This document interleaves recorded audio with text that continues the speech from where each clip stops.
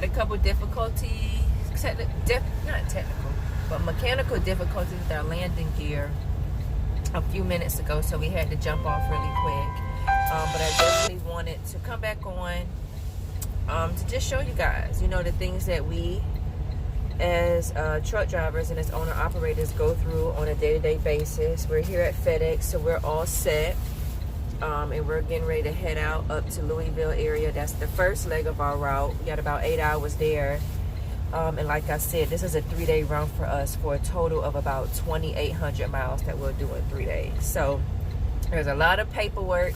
There's a lot of stuff that goes on behind the scenes that a lot of people don't see. Well, you guys don't really see it, or don't really think about. Even here at FedEx, just to get your package as a driver, there's a lot of things that go on logistically in order to move freight. And if you really think about it, most things come on planes. They come import, export wise, planes, boats. And for you to be able to see that toilet paper, paper towel, food, anything that you use, that we use as consumers, it has to come off of a truck. Somebody has to drive a truck to your local Walmart, Publix, Kroger, Fred Meyer, Smith's, wherever you live. Somebody, a truck driver, has to drive that freight and move that freight and get it to the store so that you can have the things that you love.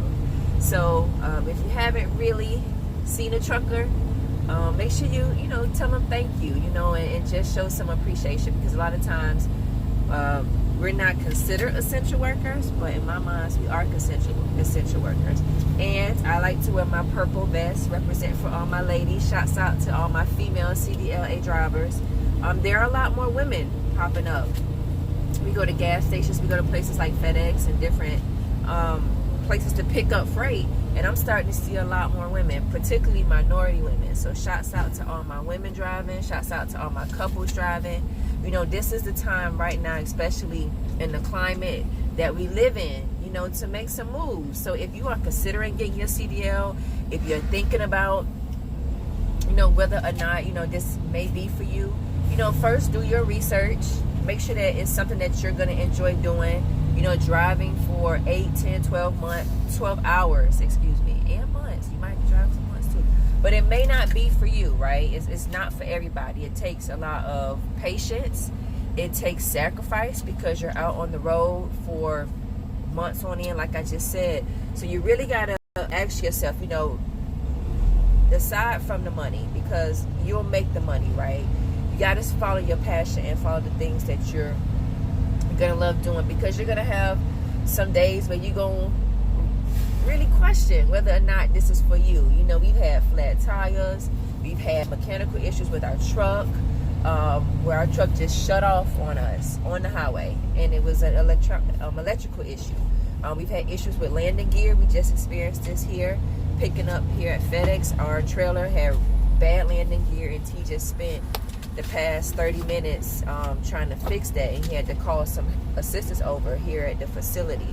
So how you doing? There's just a lot of things that that you don't really think about, or people don't really consider, prior to jumping into a truck. And just from an overall safety perspective, are you able to maneuver a trailer?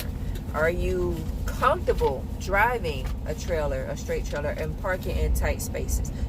I struggle with that sometimes. So luckily for me, I have T here to help me, and he is my goal, my get out and look, and he makes sure, I'm not hitting anything and taking the necessary safety precautions to prevent any accidents. But I learned the other day that aside from pilots and guys that are lumber guys that work up in the mountains and cut down trees, truck driving is the third most dangerous job in society, period.